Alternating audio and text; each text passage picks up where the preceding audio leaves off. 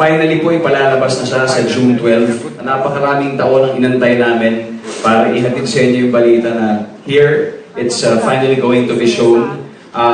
Makabuluhan din yung petsa dahil syempre we're celebrating independence and in a way, papakita rin natin ang freedom ng mga dancing inmates via the use of entertainment which is dancing and showcasing it through a film. So sana po tulungan niyo kami to spread the word.